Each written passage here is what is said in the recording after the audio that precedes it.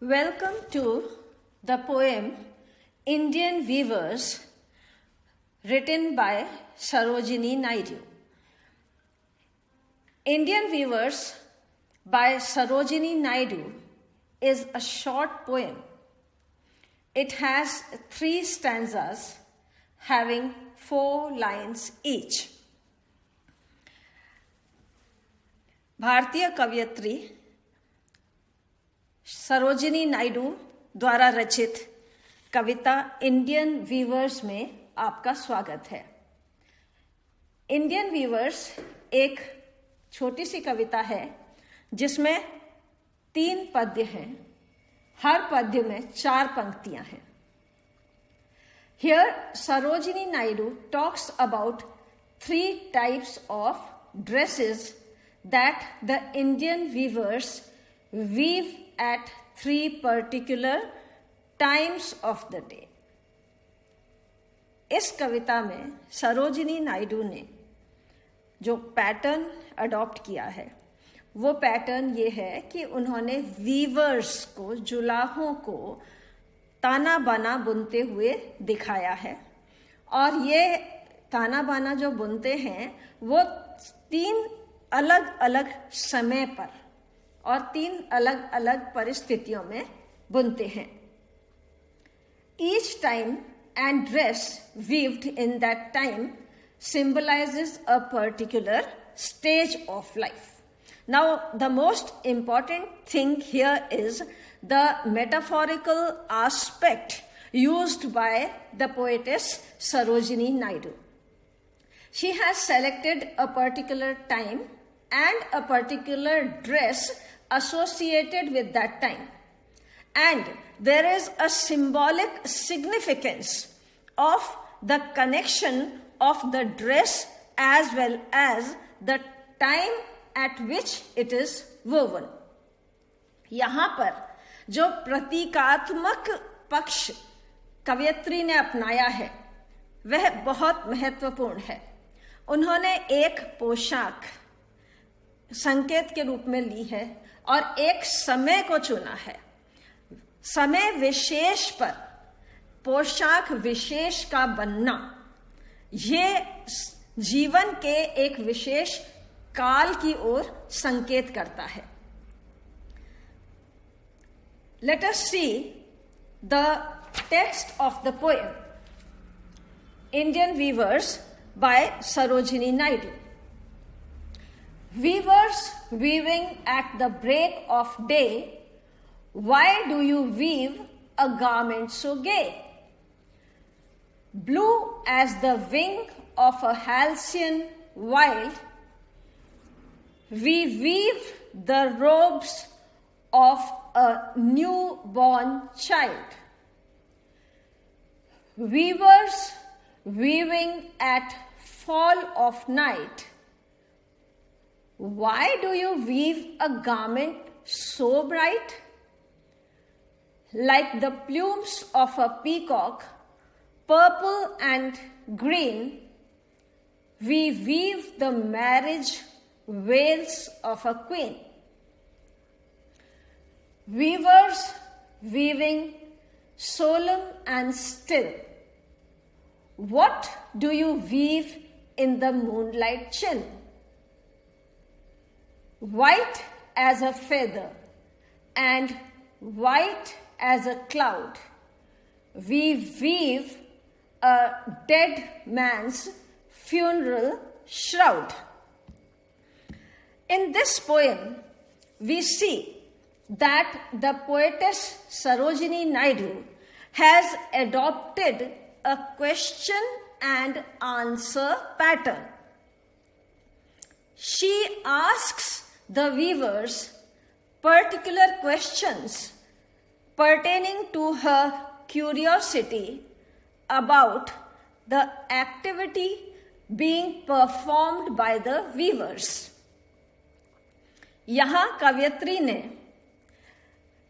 प्रश्नोत्तर के रूप में इस कविता की रचना की है। उन्हें उत्सुकता हो रही है कि जुलाहे क्या पोशाक बुन रहे हैं, क्यों बुन रहे हैं, ताना बाना जो बना रहे हैं उसके पीछे उनका मंतव्य क्या है। वो एक प्रश्न पूछती हैं और वीवर्स उस प्रश्न का उत्तर देते हैं। In this video, we shall see the first question that the poetess asks to the weavers. इस वीडियो में हम उस पहले प्रश्न को देखेंगे। यहाँ 3 प्रश्न हैं और तीनों प्रश्न बहुत ही महत्वपूर्ण हैं। तो पहला प्रश्न जो उन्होंने जुलाहों से पूछा है वो ये है, weavers weaving at the break of day. Weavers, जुलाहे, बुनकर, आप लोग ब्रेक ऑफ डे, इंपॉर्टेंट यहां पर टाइम है। ब्रेक ऑफ डे, दिन जहां प्रारंभ होता है, सूर्योदय का समय है, उस समय पर आप जो ताना बाना बुन रहे हैं, आप जो कपड़ा बुन रहे हैं, why do you weave a garment so gay? और मुझे देखकर ऐसा लग रहा है जैसे ये बहुत ही उल्लास भरा हुआ या बहुत ही खुशनुमा रंग है जो आपने चुना है। आप ऐसा वस्त्र क्यों बुन रहे हैं, ये आप मुझे बताएं। The weavers reply to her question. They say, blue as the wing of a halcyon wild, we weave the robes of a newborn child. Weavers tell her that the robe that we are weaving, the cloth that we are weaving is blue in color and it resembles the color of the wing of a halcyon, and the halcyon is the one which is wild in nature. So they say that we are weaving a cloth which is blue in color, which resembles the color of the wings of the halcyon bird. We weave the robes of a newborn child, and our intention here is that we are taking a newborn child into our concept. This is the reason why we have woven this cloth at a particular time and in a particular color. So they say that the clothes are blue and the blue color resembles the color of the wings of the kingfisher bird. So this bird is very important for us as it is symbolical of energy, life, goodness. For that reason, we have chosen this particular symbolical color, and the stage of life that is being reflected here is the newborn. That is the condition of our life when we enter into this world. So this is the answer. She asks, why are you weaving this grey cloth? And they say that we are weaving this grey cloth because we have a newborn child in our mind. उन्होंने प्रश्न पूछा तो जुलाहों ने बताया कि एक नवजात शिशु की कल्पना हमारे मन में है, और उस नवजात शिशु की कल्पना को लेकर के या जीवन के उद्गम, जीवन के प्रारंभ का कॉन्सेप्ट मन में लेकर हम इस कपड़े को बुन रहे हैं। Let us see the glossary of important words and phrases. कुछ शब्द और वाक्यांश जो सरोजिनी नायडू की कविता को समझने में सहायक हैं, हम उन्हें देखते हैं। उनका पहला प्रश्न हम यहाँ पर देख रहे हैं, और उस प्रश्न से संबंधित जो महत्वपूर्ण बातें हैं वो है weavers, a person whose job is weaving cloth. Sarojini Naidu weavers से बात करती हैं, और वीवर्स वो होते हैं जो कपड़ा बुनते हैं, बुनकर जुलाहे या कपड़ा बुनने वाले।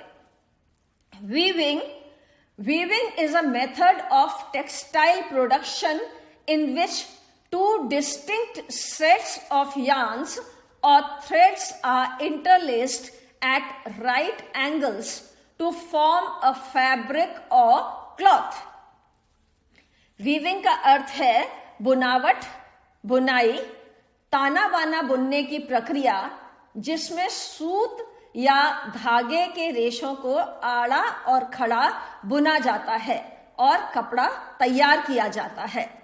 At break of day, now Sarojini Naidu has taken the particular time in her mind while asking the question, because the question is a very wholesome question. So here the time she has taken for her question is that of the break of the day.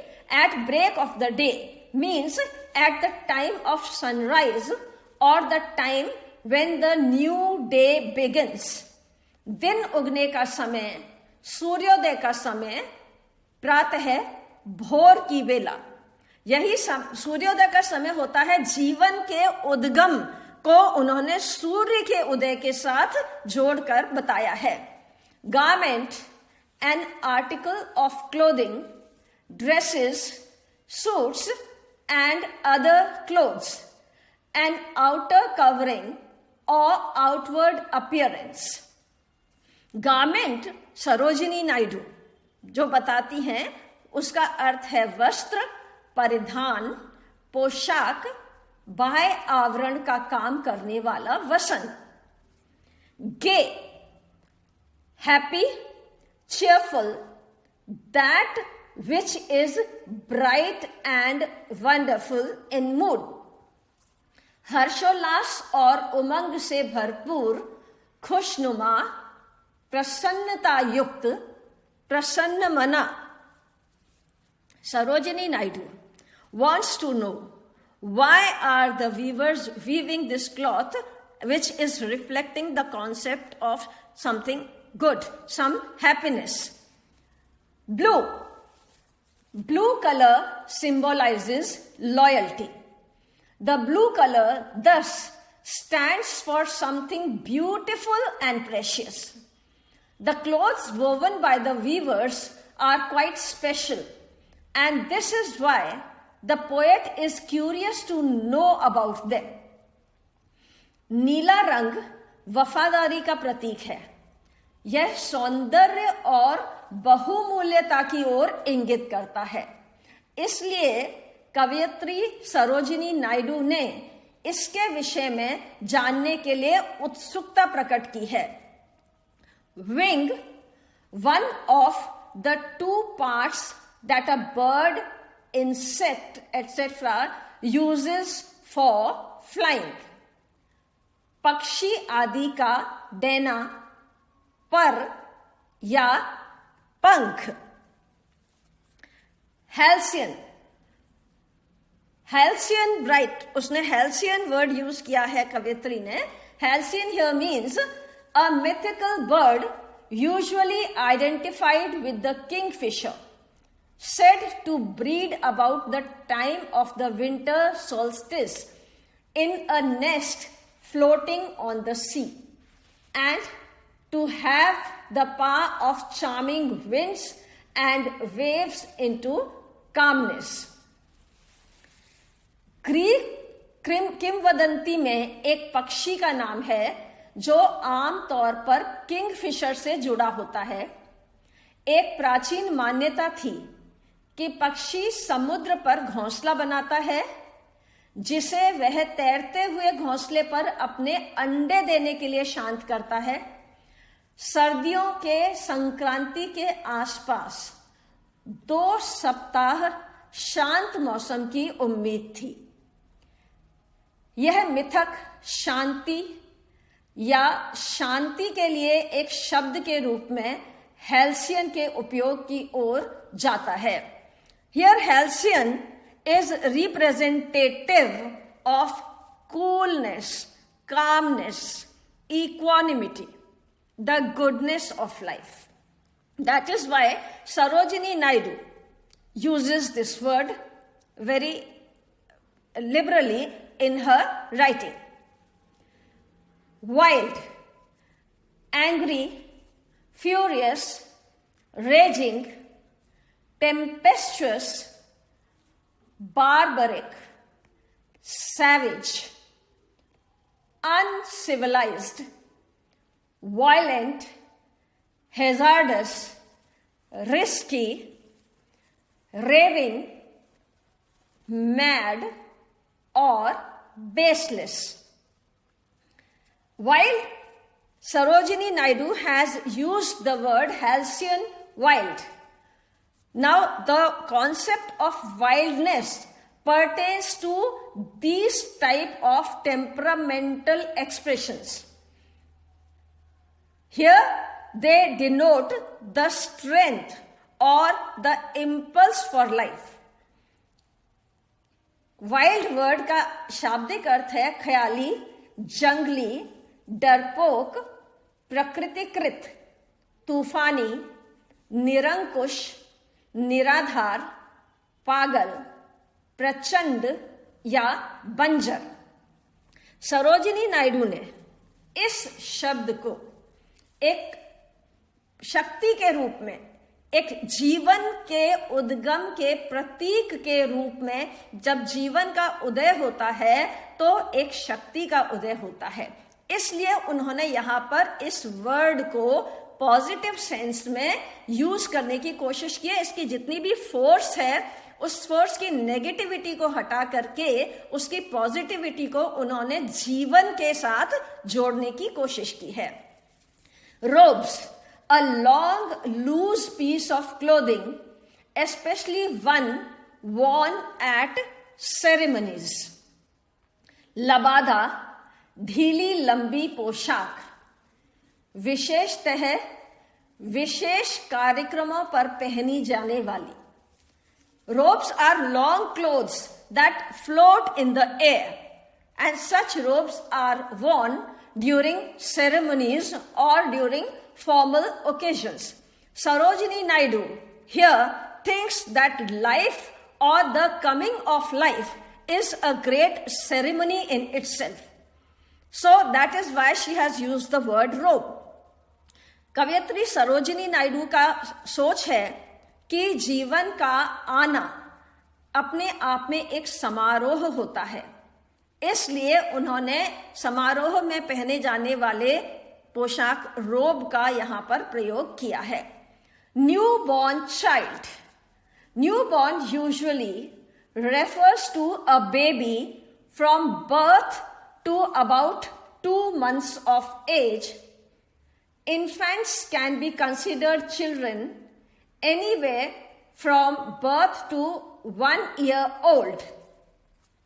Baby can be used to refer to any child from birth to age 4 years old, thus encompassing newborns, infants, and toddlers.